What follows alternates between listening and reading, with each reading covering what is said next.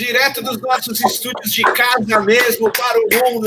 Estamos aqui mais um Galera Gol, né? E vocês ficam cada dia mais bonitos. Eu tô olhando daqui. Eu tô usando o Jequiti. Ai, bom, Fernando Ferrari tá usando o Sidney Oliveira, né? Bom e sem óculos, olha aqui, ó. Ó, parecendo Clark Kent.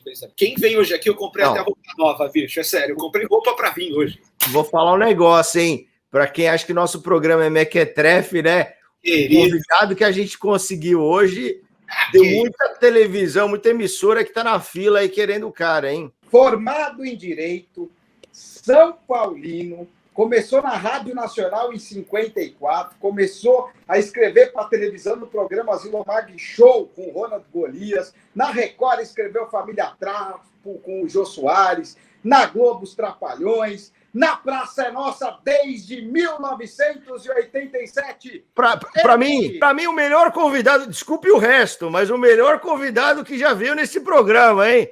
Carlos Alberto de Nóbrega! Cara, não é todo dia que a gente... Desculpe meus trajes, viu? Já que eu estou em casa, olha, eu estou bem à vontade, eu estou muito contente de poder fazer esse programa. O Gabigol. Olha aí, ok, exclusivo. Okay. Carlos Alberto de regata, musculoso e bombado. Ok, eu agradeço, viu, Popeta, o convite do Fernando, do Ciro, para fazer esse programa. Eu adoro esporte, sempre fiz esporte. Eu acho que eu consegui chegar aos 85 por causa do esporte. Eu comecei nadei durante algum tempo, na minha adolescência, e sempre fiz muito esporte. E com isso, eu não bebo, eu não fumo, eu tenho uma vida muito disciplinada. E só estou esperando a vacina para voltar a trabalhar, morrendo de saudade. Vacina aí é frescura, toma leite condensado, porra. Toma leite condensado, que é a mesma coisa, pô. Cloroquina aí, pô. É a mesma coisa aí, pô. Eu não sou maluco. A gente tem poucos ícones da televisão vivo. Desculpa a galera que está começando, poucos ícones. Ícones pra gente se inspirar. E não vão ter mais, viu, Porpeta? Não vai ter mais. Isso não vai ter mais ícones. Você tá me menosprezando, é isso? Você tá me menosprezando? Como assim? Você vai ter igual o Carlos Alberto, igual o Silvio Santos, igual o Raul Gil, igual esses caras. Você não vai ter. Desculpa. Porque são ídolos da televisão brasileira. E ter um ídolo aqui hoje, bicho, não é para emociona, é bom para o nosso currículo, querido. É um prazer. Esse negócio de que não existe, não. Eu sempre gostei muito do que eu faço, sempre. Eu comecei a trabalhar escondido do meu pai, escrevendo escondido dele, para ajudar um amigo. Ele era um ano mais velho que o meu pai e era o meu melhor amigo, que eu nunca tive amigo da minha idade. A não ser na escola, quando eu nadava, o pessoal tinha mais ou menos a mesma idade. E para esse amigo me levar para a zona, eu tinha 16 anos, eu ajudava ele a escrever o programa deles. Só que meu pai era diretor da rádio, ele não podia saber. Então eu ficava escrevendo. Eu sempre gostei muito do que eu faço, sempre. Tudo que eu faço, que eu fiz em rádio, que eu trabalhei muito em circo. Eu sempre gostei de aprender. Eu sempre acho que eu posso fazer melhor. E isso me ajuda. Porque, inclusive, uma coisa que eu tive muita sorte é de estar cercado de boas pessoas. No começo da minha carreira, eu tinha a nata do humor da televisão brasileira. Verdade. Quando eu era pequenininho, na casa do meu pai, eu via o Grande Otelo, eu via o Oscarito, Colé, Dercy Gonçalves me carregou no colo. Então, isso está dentro da minha vida, dentro do meu sangue. Quando eu comecei a trabalhar, eu tinha Golias, Walter Dávila, Chocolate, Consuelo Leandro, uma turma enorme. Chico Canarinho. Entendeu? Então, isso me ajudou muito. Eu estava sempre no meio daqueles cobrões. E fui aprendendo. Verdade. E fui procurando, modéstia à parte, dentro de uma humildade. Você tem que ser humilde, você tem que saber, então você não sabe tudo. Verdade. Tem alguém que sabe mais do que você. Então, é importante você não ficar embriagado com o sucesso. É verdade. O sucesso é uma coisa que passa e... Você nunca me viu dizer líder de audiência. Eu não falo, os outros falam, eu não falo. Quando começou a praça, eu tinha uma equipe de comediantes fora do normal. Eles foram morrendo, foi aparecendo essa garotada. O Popertone, o Paulinho Gogó, o Matheus Ceará, o Giovanni, enfim, todos eles que vieram de stand-up, porque, por exemplo, o caso do Popertone era amor à primeira vista, porque ele fazia um programa que acho que só eu assistia, era o mesmo diretor. Ele fazia umas piadas e falei, esse cara é engraçado. Se ele eu acho que eu vou acertar com ele. E o destino me trouxe. Verdade. E ele é um baluarte, ele é uma pessoa imprescindível para a gente. Da mesma forma que o Paulinho Gogó, foi o Moacir Franco quem trouxe. E uma coisa muito boa, gente, que tem na praça, o Popertone pode dizer para vocês, é a camaradagem. Lá Verdade. Não tem estrela. Verdade. Lá não tem estrela, lá todo mundo é igual. Mas Verdade. é igual mesmo. Eu já não, é tipo uma família, cara. Ter que mandar para casa alguns colegas que eu amo, que eu adoro, porque não estavam decorados. Só, vai embora, tá ruim. Quando você tiver decorado, você volta e grava. Mas tem que ser assim. Eles dois estão em casa porque não estão decorados, ô Carlos.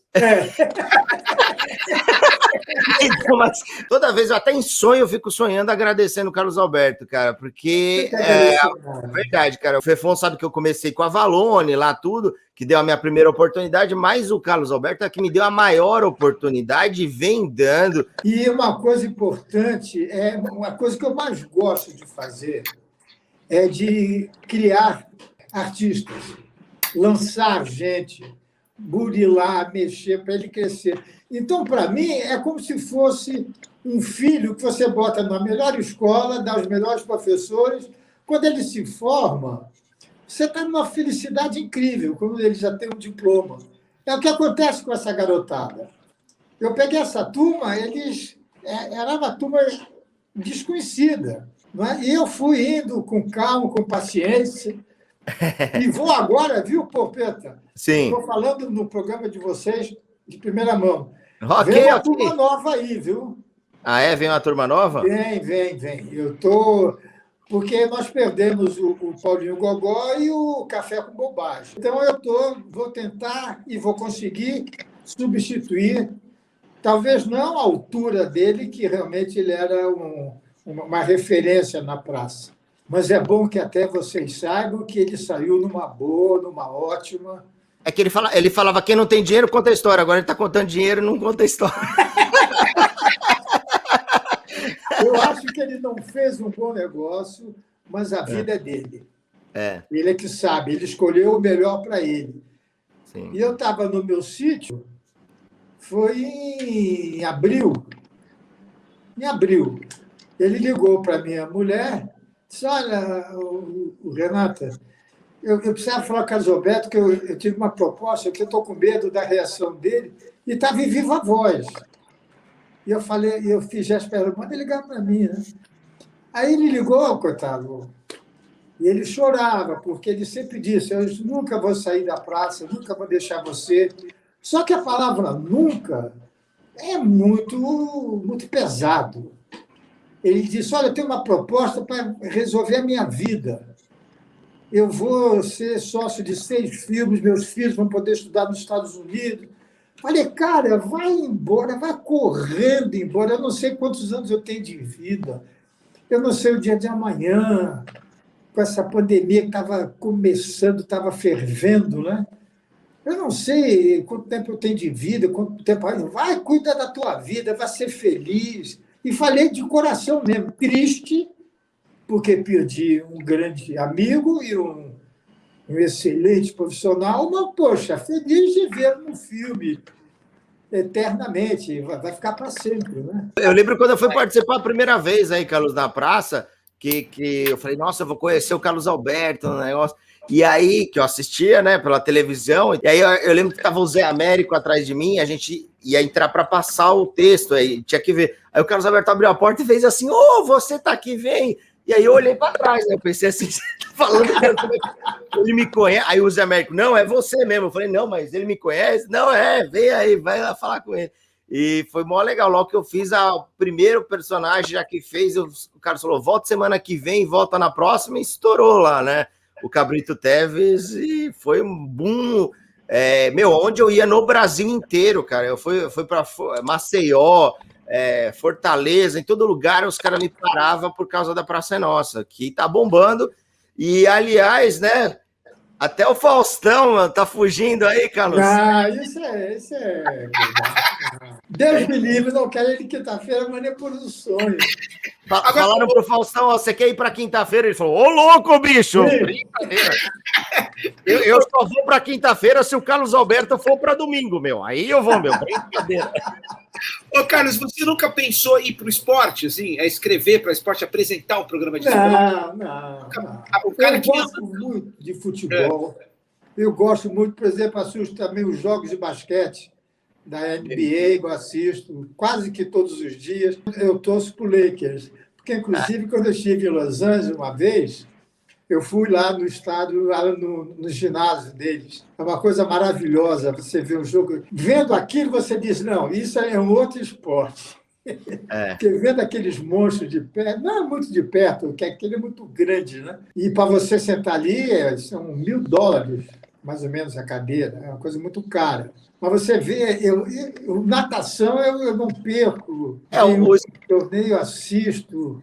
Eu gosto muito de esporte. E eu tenho uma felicidade do meu primeiro casamento. Eu tenho 4 filhos homens. Os 4 até hoje fazem esporte.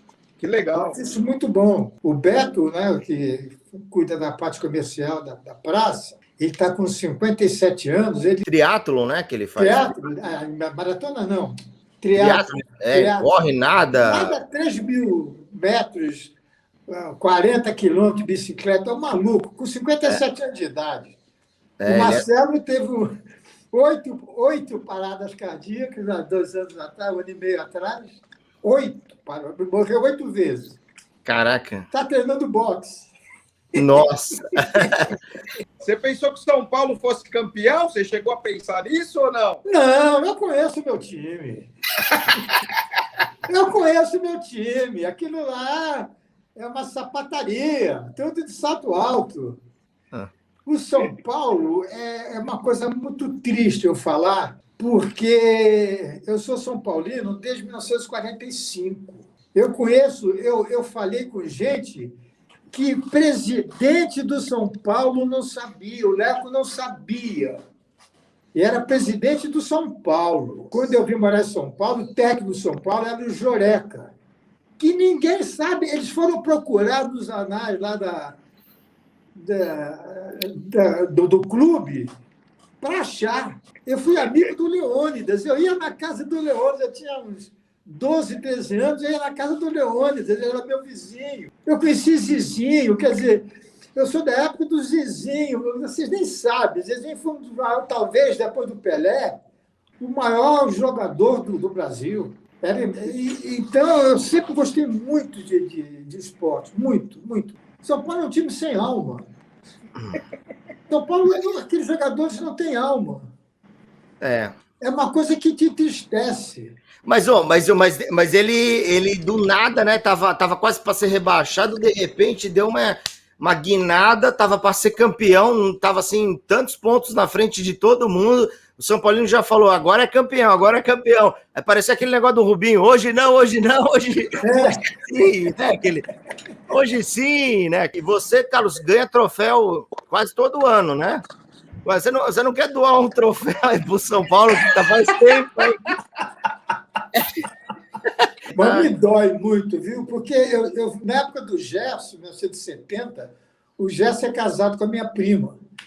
E ele veio morar em São Paulo e meu pai ficou dando uma ajuda para ele, porque o meu tio, que era sogro dele, é que coordenava a vida do Gerson. Quando ele veio para São Paulo, meu pai ficou dando uma cobertura para ele, uma ajuda e tal. E eu vivia lá dentro. Então, eu tenho muito amor pelo São Paulo. Então, mas, ô Carlos, você nasceu no Rio de Janeiro, né? Você nasceu no Rio de Janeiro. Então, de onde que veio a paixão por São Paulo? Eu pensei que você torcia para algum time carioca. Não, Peta, foi uma coisa gozada. Eu sou Flamengo, a gente nasce em Flamengo. Ser flamenguista é um estado de espírito, né? E meu pai foi remador do Flamengo. Então, desde pequenininho, que eu gosto do Flamengo. Quando eu vim morar em São Paulo, em 44, eu tinha 8 anos de idade. E os meus amiguinhos ali da rua, eles eram corintianos, que o Corinthians era o Flamengo de São Paulo. E eu passei a torcer para o Corinthians. Aí, uns 2 anos depois, o meu pai teve um sócio que deu um prejuízo muito grande aí, financeiro. E esse sócio dele, ele era corintiano, mas assim, desses que, quando o Corinthians perdia, ele não ia trabalhar no dia seguinte, ele vomitava, ficava com enxaqueca. Quando ele deu esse prejuízo para meu pai, eu fiquei com tanta raiva dele, a minha vingança era torcer contra o Corinthians para esse homem sofrer. É verdade. Aí, meu pai tinha um programa, era um jantar num restaurante com convidados, como nós estamos nós 4 agora. E aí eu ia muito com meu pai, que eu sempre gostei de ficar com ele. Eu sempre fui sombrinha dele. Onde ele ia, eu estava atrás. E entre os convidados era o Joreca, que era técnico de São Paulo, que levou uma flâmula para o meu pai. Como ele viu que eu estava lá, ele deu a flâmula para mim. Uma forma bonita do São Paulo. E eu passei, então, a torcer para o São Paulo, por causa disso. Olha. E eu sempre... Isso já acabou, claro que acabou. Para mim era mais importante o Corinthians perder do que São Paulo. Porque o São Agostinho ia sofrer. Eu comprei 2 cadeiras cativas quando o São Paulo... Eu vi o Morumbi sendo construído aos pouquinhos. Você teve na inauguração do Morumbi?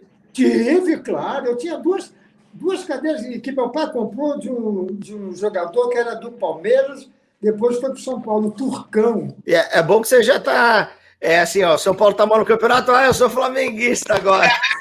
Aí você já, de algum agora, jeito, você comemora. Eu não vou te mentir. Agora estou torcendo o Flamengo. Ontem eu fiquei aos berros aqui vendo o Flamengo jogar. Porque é um time que tem raça. Agora, o humor é aquela arte de rir de si mesmo. Essa coisa do Bambi. Hoje está meio politicamente correto, tá? Aquela coisa. Essa coisa do Bambi, quando lançou isso, os São Paulinos são os Bambis e tal. Como é que você, o mestre do humor, vê isso? Assim? O pessoal se ofende, agora não pode falar. Eu me ofendi, sabe?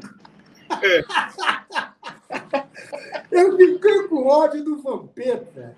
Eu fiquei com tanta bronca do Vampeta por causa disso.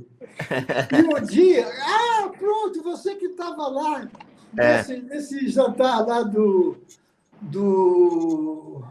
Juninho Paulista, naquela pizza. Isso.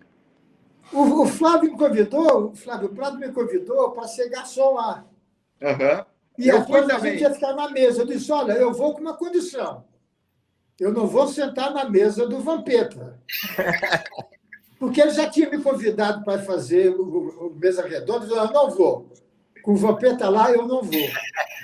Aí eu fui fui ser garçom. Quando eu sentei na mesa, o Vampeta não estava, tudo bem. De repente, eu estou comendo, botam as mãos assim nos meus olhos, me dão um beijo assim na cabeça. Era o Vampeta. Nossa!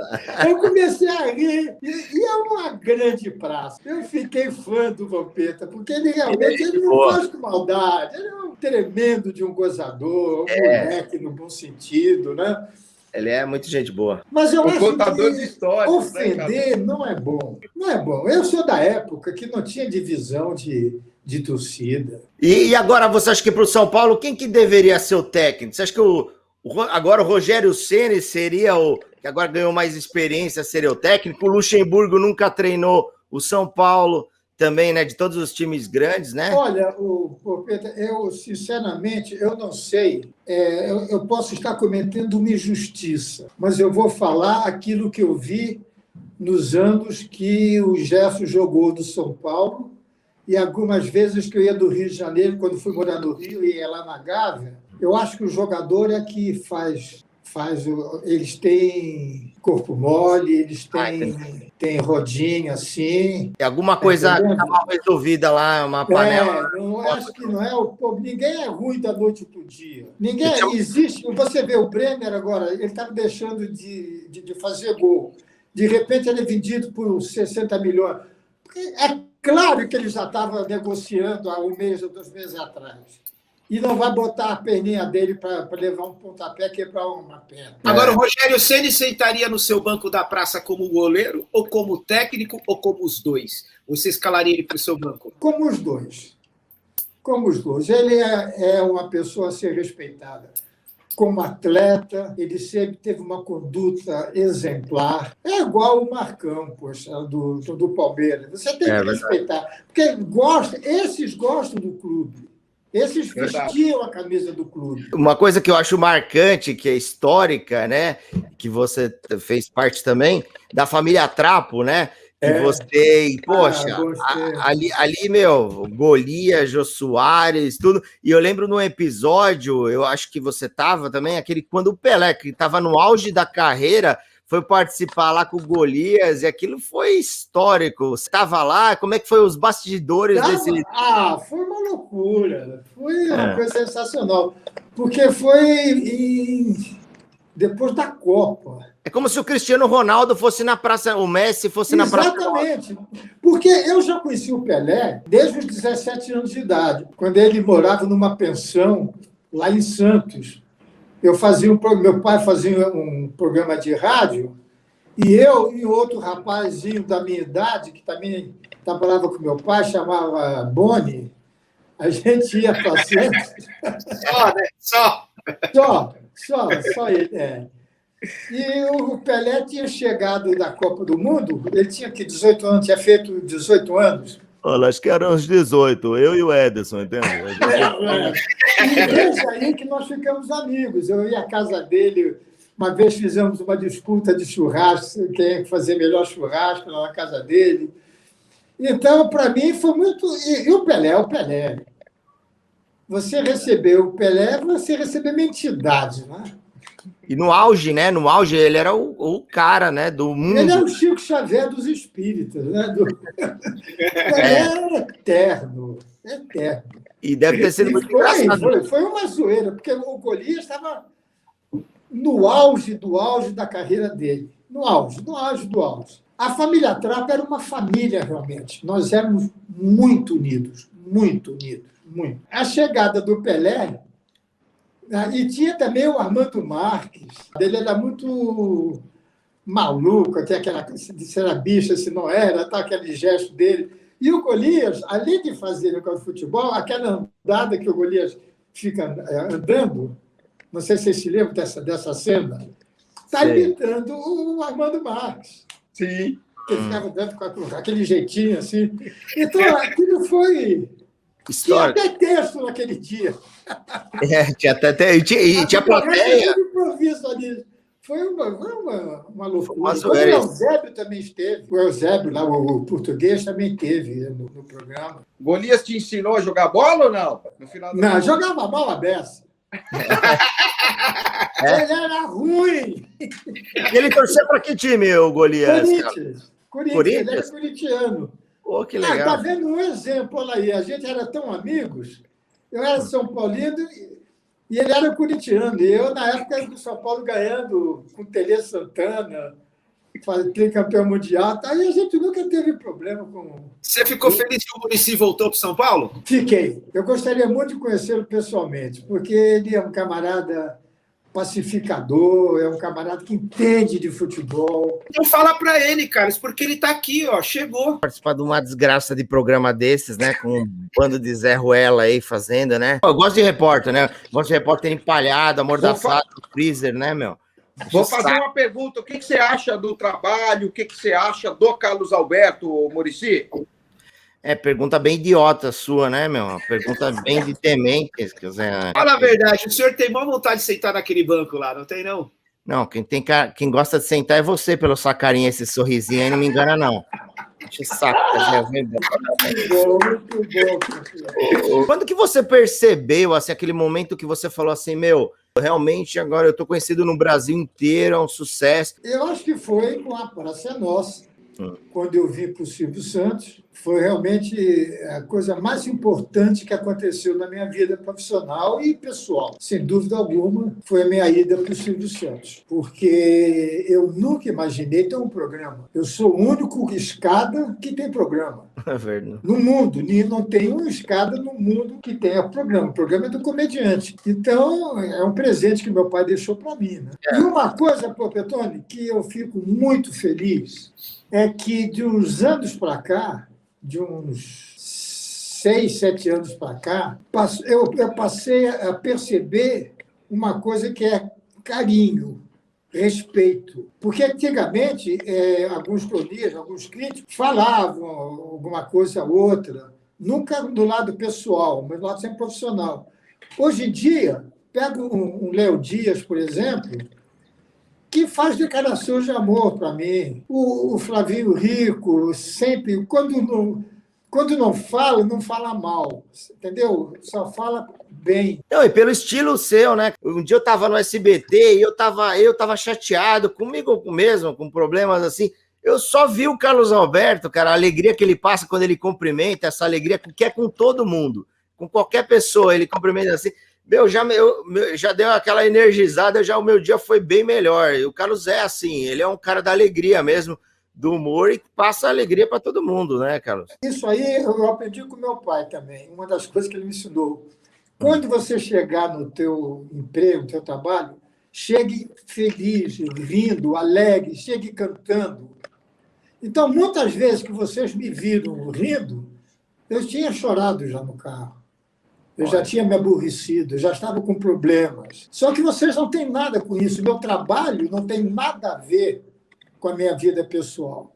Verdade. Então, quando eu entro no SBT, eu entro cantando. Eu acordo assim, palavra de honra. A Renata às vezes briga comigo, porque eu acordo, eu abro já a janela. Bom dia, dia! Vamos viver, eu estou vivo, cara. Verdade.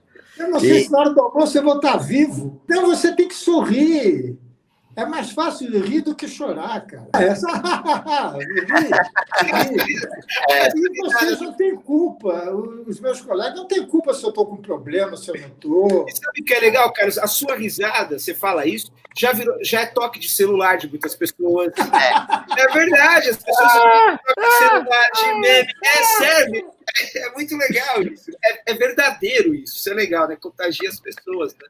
Porque essa risada, Ciro, ela é autêntica, ela não é forjada. E essa risada você não me vê dando no quadro dele, do Popetone, não vê outros quadros. Por quê? Porque eu já decorei, eu já fiz a redação final, decorei o programa, fizemos 2 ensaios. Na hora da gravação, eu vou rir de quê se eu já vi tudo? Agora, o Matheus, o Ari Toledo e o Paulinho Gogó não tem texto, são piadas, então eles não ensaiam. Então aquela risada é espontânea, fora o que eu corto. Você não tem vontade de fazer um show onde você é o protagonista, porque você é muito bom, né? É muito engraçado, conta bem as histórias pra caramba. Tipo um show, você contando as histórias, tipo um stand-up mesmo. O Jô Soares fez isso, eu fui assistir o Jô, ver o Jô, e achei maravilhoso ver o Jô contando as histórias dele, porque vocês sabem contar como ninguém, né? Então... Exatamente. E comigo ia acontecer isso. É uma frustração que eu tive. Porque eu, em 2019... Eu conheci uma mulher lá em Brasília que ela faz esses encontros, essas palestras. Combinei com ela de, em 2020, fazer palestra, mas não em clube, nada disso. Num teatro, eu ia contar minha história de vida. Eu me preparei para isso. Eu ia começar em maio. Cheguei no dia 15 de março, eu vou para o sítio, com o negócio da pandemia, e aí perdi completamente a oportunidade de fazer, porque volta em maio, volta em junho, volta em julho, volta em agosto, não voltou. O que aconteceu? Passou o tempo, a minha voz não é mais a mesma de um ano atrás, vocês estão vendo. E perdi o tesão por fazer. Então, o que eu fiz? Escrevi um livro.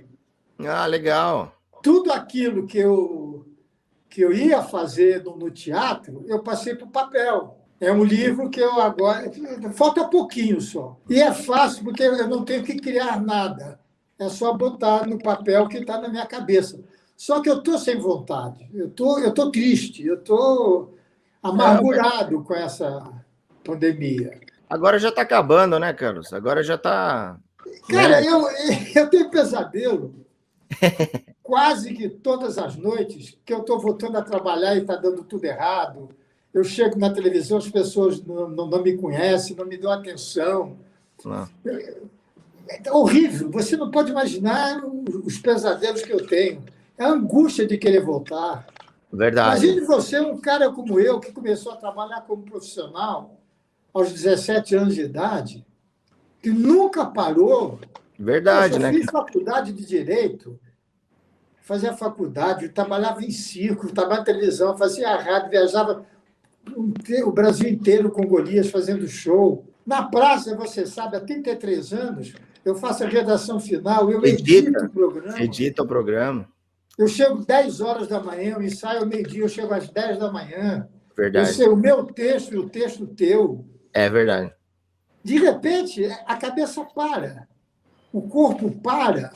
Derruba, cara, derruba. É, que nem o Silvio, né? Que também gravava 200 programas e agora, né? Fica, eu imagino, né? Mas é bom Só que...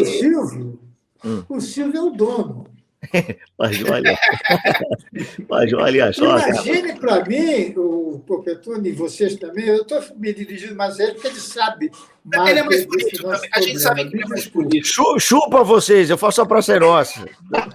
Não, é o seguinte, Fernando, você veja. Deixa eu vou lavar o carro do Carlos Alberto um dia, você vai ver. Da praça, são 56, 58 pessoas que vivem da praça.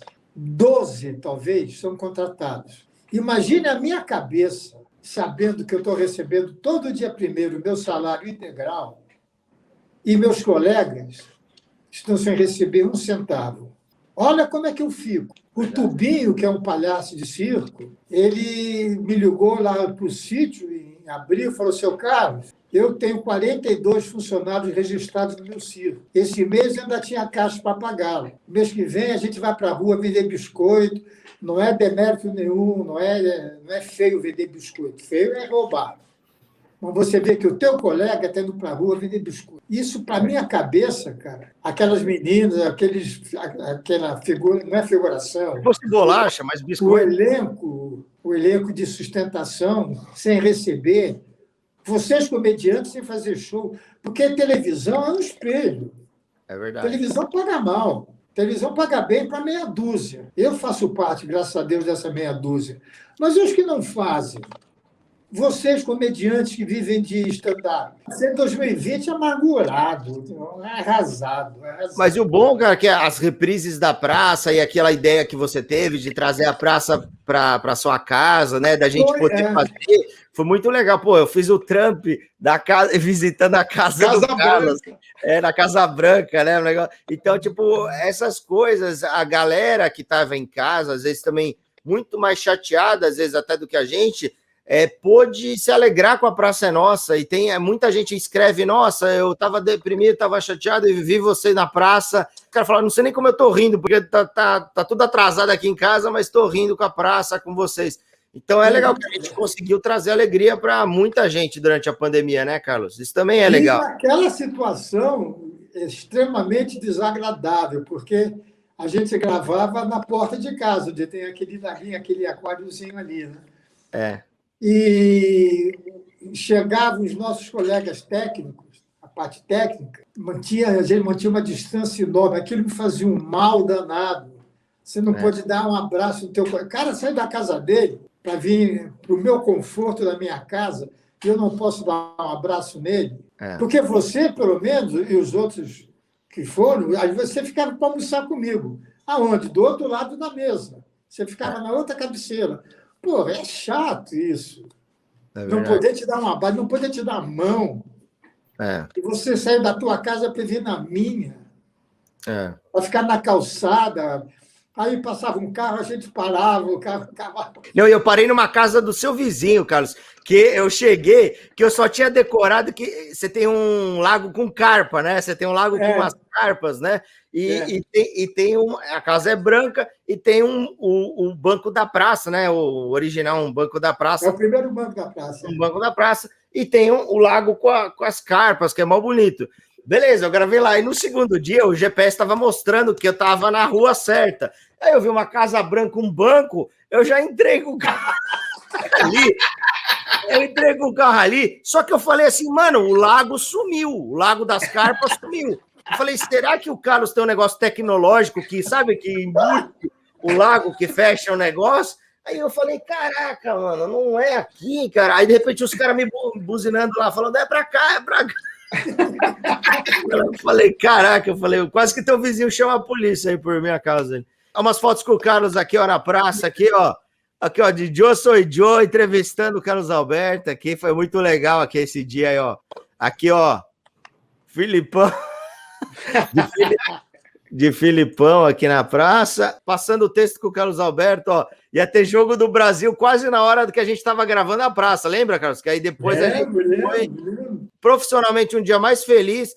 Foi quando você tem o seu professor, seu mestre indo te ver. E foi quando o Carlos veio me assistir no meu show. Essa foi uma das maiores alegrias da carreira. Ó, o Carlos Alberto no meu stand-up, no meu show, que foi, falou que ia, e foi mesmo. A gente almoçou junto, ficou lá, deu autógrafo para todo mundo, tirou foto. Esse dia, eu almocei com ele no restaurante, ele come 2 pratos. Come! É assim 2 mesmo, pratos, Carlos. porque veio primeiro um prato de massas. Aí ele saiu para falar não sei com quem, aí o garçom chegou com umas caras, não sei o quê, ele disse, não, ele já almoçou.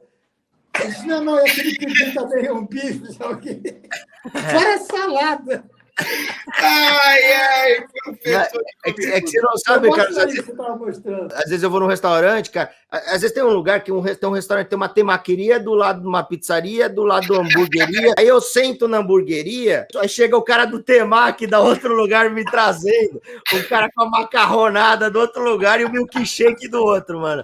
É uma coisa muito louca. Essa história que é difícil de tirar, porque o Carlos sabe, é difícil durante a gravação, quando tá o Carlos e o Marcelo, já tá tudo cheio de figurante, cheio de gente, é difícil reunir os dois para tirar foto assim, cara. Então, e o Marcelo é um cara que eu devo muito aí na praça também. O Marcelo ajudou muito vocês, sabe em quê? Com a calma dele. Porque quando eu dirigia o programa, às vezes eu tinha uns atritos, porque eu sou muito disciplinado e disciplinador também. E, às vezes, eu me alterava um pouco, porque você não pode se dirigir.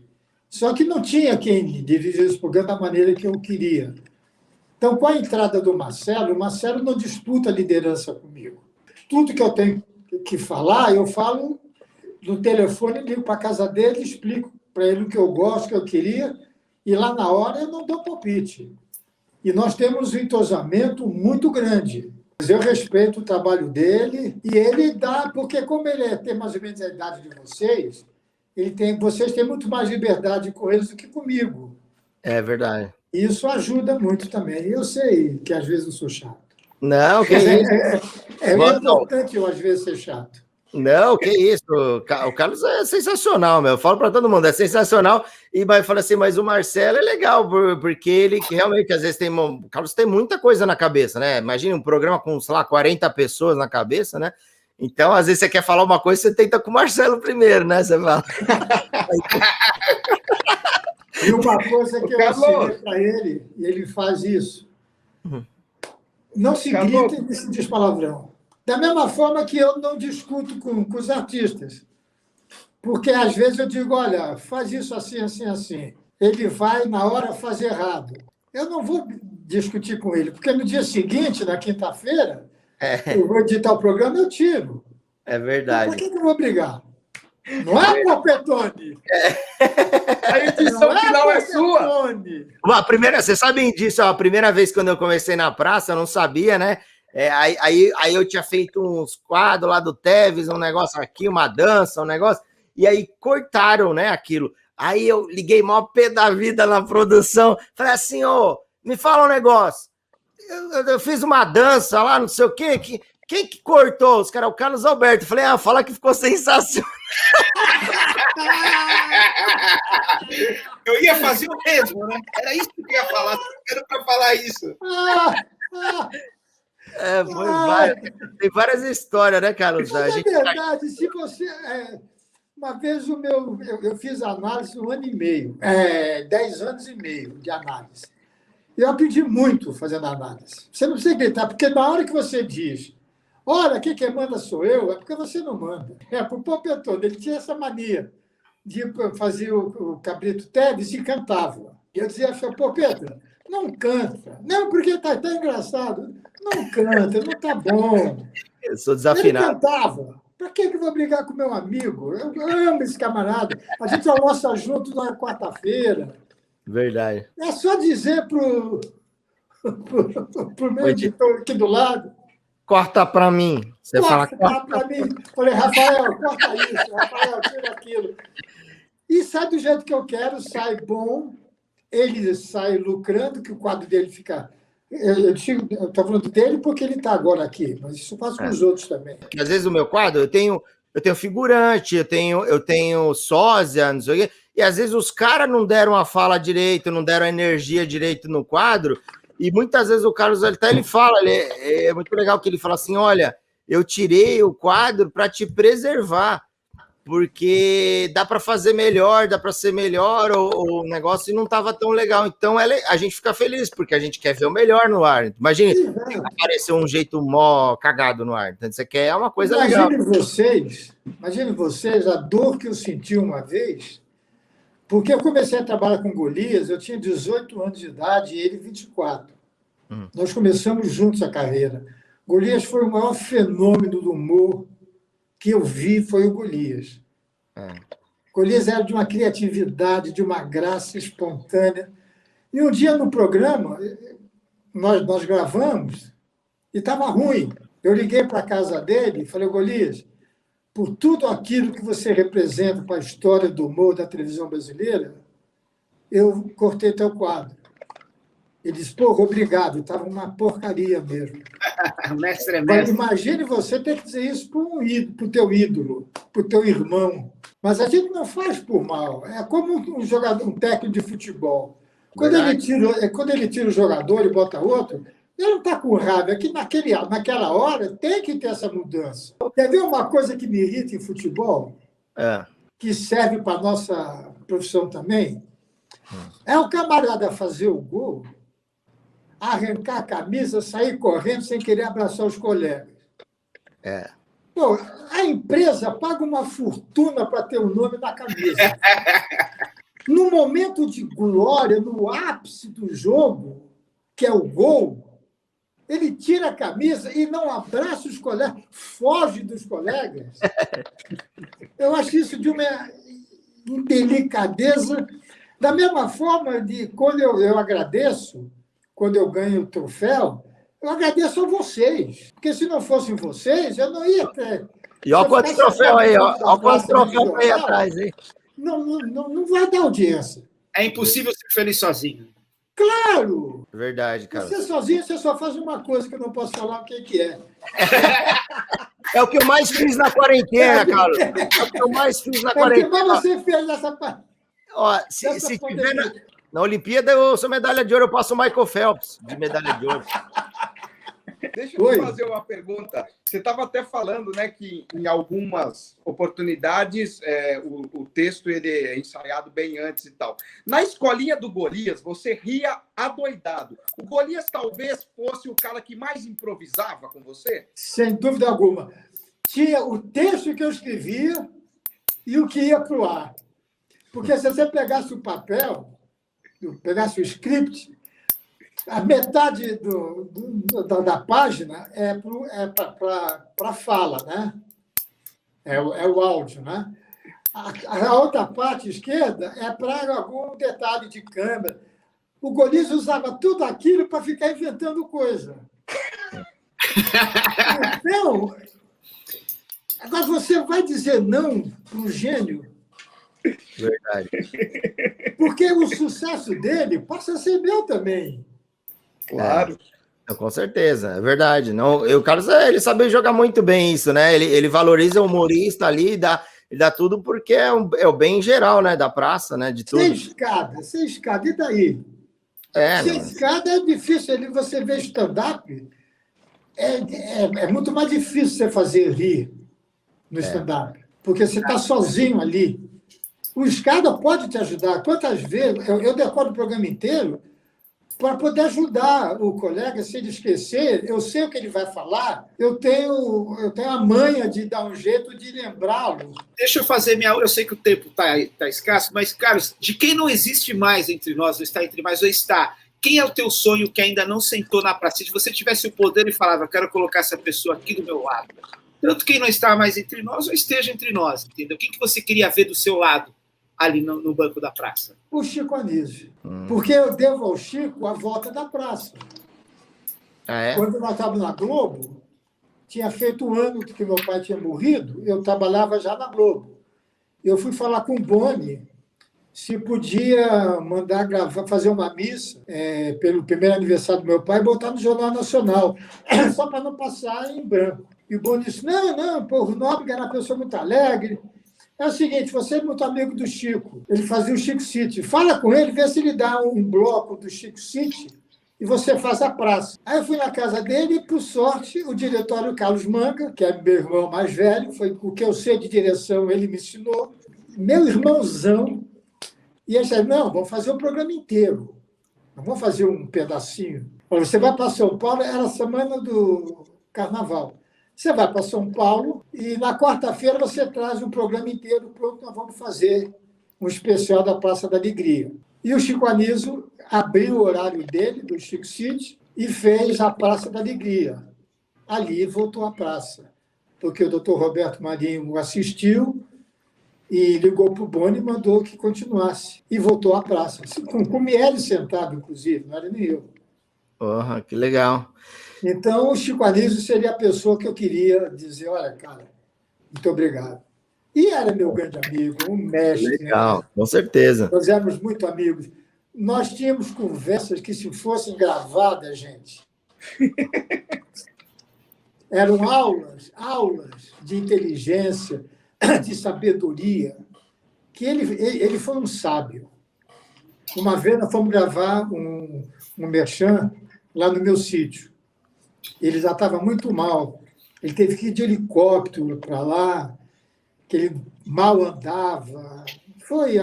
E nós ficamos sentados, a gente tinha que gravar, gravava 10, 15 minutos, parava 1 hora, porque ele tinha efizema, né? Ele tinha problema de respiração, ele estava bem mal.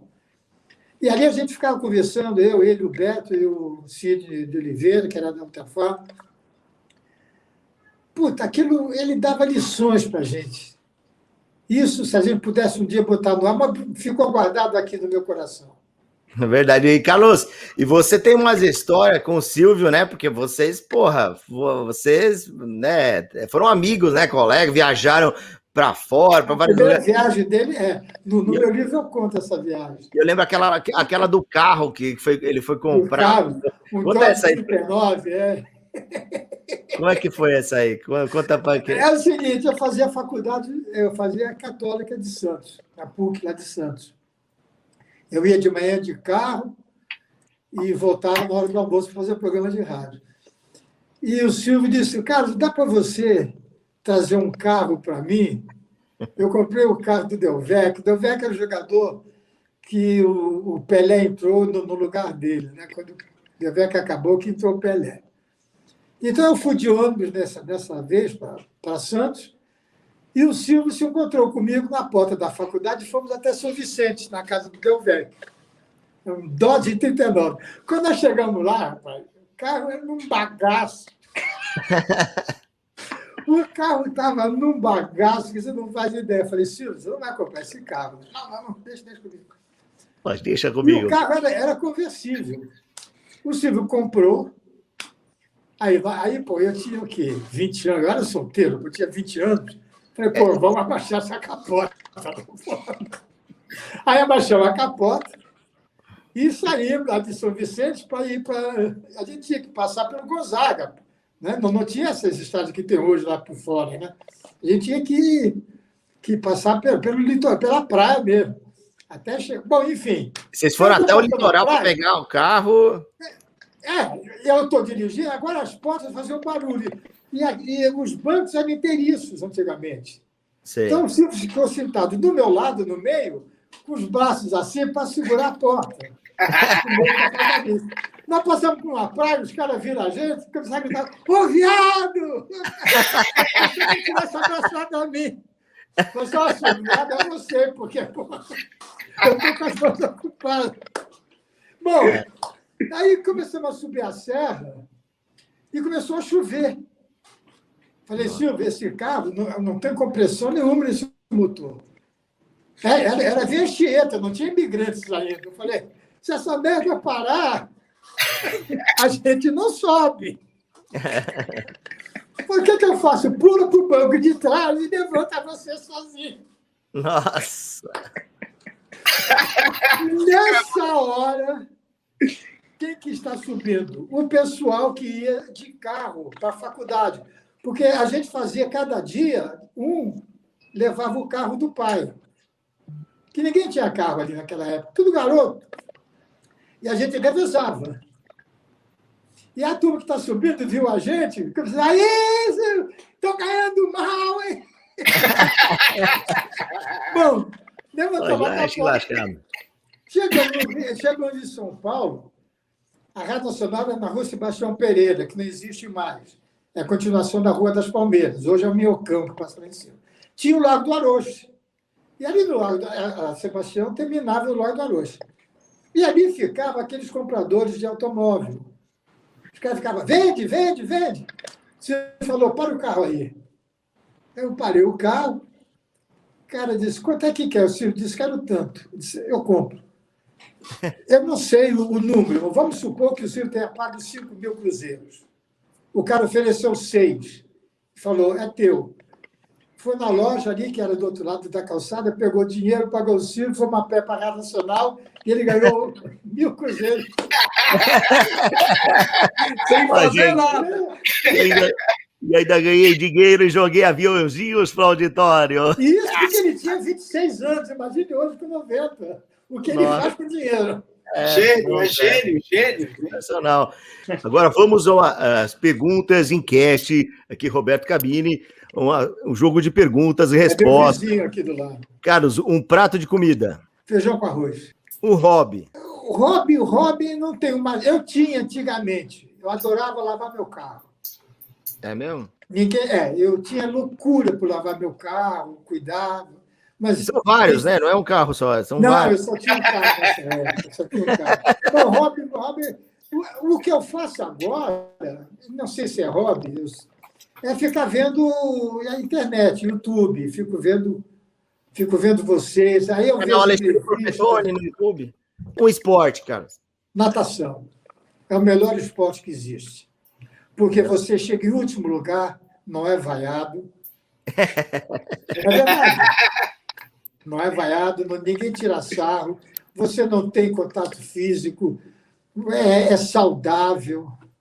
Não soa, né? A natação é o melhor esporte que existe. Se ficar com sede, já dá para beber água. Uma viagem inesquecível. Eu fiz uma viagem inesquecível a Fernando de Noronha. 3 anos atrás, eu e o João Vitor, meu caçula, porque a gente, embora se via praticamente todos os dias, ele dormia aqui em casa de 15 em 15 dias, ele passava fim de semana comigo, ele não participava da minha vida profissional. Era assim, evitavam que ele me visse na televisão, evitavam que ele soubesse das coisas que aconteciam de bom comigo, enfim. Até que eu fui com ele, só eu e ele, a Fernando de Noronha. Ah, legal. E passamos lá uma semana, eu e ele, conversando, e ele me descobriu, porque quando nós chegamos no aeroporto de Recife para pegar... A gente tinha que esperar 1 hora para ir o avião para Noronha, Eu não pude ficar no aeroporto, porque foi uma invasão enorme, ele levou um susto enorme, e eu tive que pegar um táxi e ficar durante 45 minutos andando ali na praia da Boa Viagem. Sorte do táxi. Então, ele se assustou com isso. Quando ele chegou em Fernando de Noronha, ele viu o carinho que as pessoas tinham por mim. E o Zé Maria, que é o dono lá da ilha, ele dá sempre um jantar às quartas-feiras, eu fui, e a homenagem que fizeram para mim, meu filho ficou impressionado. E eu disse, Zé, muito mais importante do que a homenagem que estão fazendo é o que representa o meu filho estar vendo, o pai que ele tem. Então, para mim, foi muito importante, porque ali mudou a imagem. Ele passou a ver que o pai tinha, né, era querido, tinha isso, aquilo. Tele Santana ou Muricy Ramalho? Putz, que maldade, hein? Muitas são as perguntas. Não. Vamos ser historicamente, sem valor pessoal, Tele Santana. Raí ou Pedro Rocha? Pedro Rocha. Joguei com ele. Não, o mais bonito, ele está perguntando. Joguei com ele. Você jogou com ele? Olha só, eu morava no Morumbi, em 1970, e o Morumbi não era o que é hoje, o bairro. Tinha muitos terrenos vazios na rua que eu morava. E o meu vizinho, lá debaixo da esquina, tinha um campo de futebol. E um dia, o Gerson me chamou para ser goleiro de um racha que ia ter lá. Sabe qual era o nosso time? No gol, Carlos Alberto. Na zaga, Furlan e o Edson Cegonha, que vocês não devem se lembrar dele, jogava no Santos. Sim, sei. Meio de campo, Pedro Rocha, Gerson, centralmente, Tuninho Queixada. Caraca! Isso é uma seleção! Nossa! Eu joguei com eles, cara. E o gozado, eles brigavam em campo. Nossa! Brigavam, puta! Messi ou Cristiano Ronaldo? Messi. E Maradona ou Messi? Eu não suporto o Maradona. Porque Maradona que morreu virou um anjo. Mas eu não sei desonesto, porque o gol mais importante que ele fez foi um gol de mão. Ele foi um mau profissional, ele foi tudo ruim, ele jogava muita bola. Mas diz qualquer Maradona fora. E qual foi a maior alegria da sua carreira? Minha maior alegria foi no dia que eu estreiei no Silvio Santos. Que até deu a mais importante da minha vida. Foi... Na minha vida profissional, porque na pessoal foi a homenagem que eu recebi do Congresso Nacional. Parou o Congresso, até o Bolsonaro atravessou para entrar lá, né, mano? Foi até me dar um abraço. Ele teve que ir lá interromper o Maia para te dar um abraço ali, né, mano? Foi gozado de fazer uma fofoca aqui. Era 9h da manhã, a homenagem. E eu, na véspera, já tinha ido falar com o Bolsonaro, que ele queria conhecer, que ele queria me conhecer. Foi uma simpatia, enfim. Aí nós chegamos lá na Câmara, no Congresso, o Frota disse, olha, o Rodrigo Maia não pode vir, porque ele tem um compromisso na diabo, mas ele deixou uma carta para você que eu vou ler na abertura. Aí começou o negócio, o Frota começou a ler, de repente o Frota teve que parar, que teve um tumulto. Era o Bolsonaro entrando com o Onyx e mais aqueles outros, só tinha general naquela época lá, né, da equipe dele, do Palácio, aqueles generais todos vindo.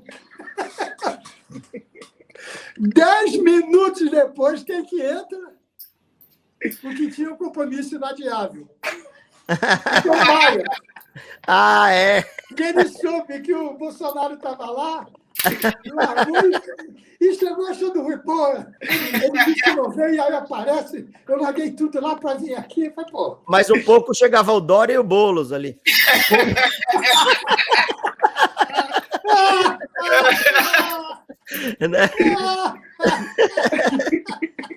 Que recado que você tem para dar para o pessoal que é humorista, que quer começar, quer fazer? Você tem alguma dica para o pessoal? Procure caprichar, seja disciplinado, procure saber que você sempre pode fazer o melhor e não desistir nunca. Porque enquanto você sonhar, você vai viver. O homem só morre quando ele para de sonhar.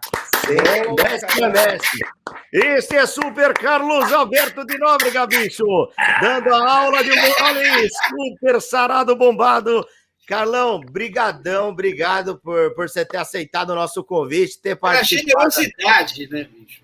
Uma honra. Muito obrigado vocês pelo carinho, por se lembrar de mim. Posso encerrar? Esse troféu que você está vendo aí atrás, devo a vocês. Poxa. Vocês comediantes. Obrigado. Porpeta, me dá a honra de encerrar para o Carlos Alberto completar. Eu aqui, você aí, por quê, Carlos? A praça é nossa! Ela é muito nossa!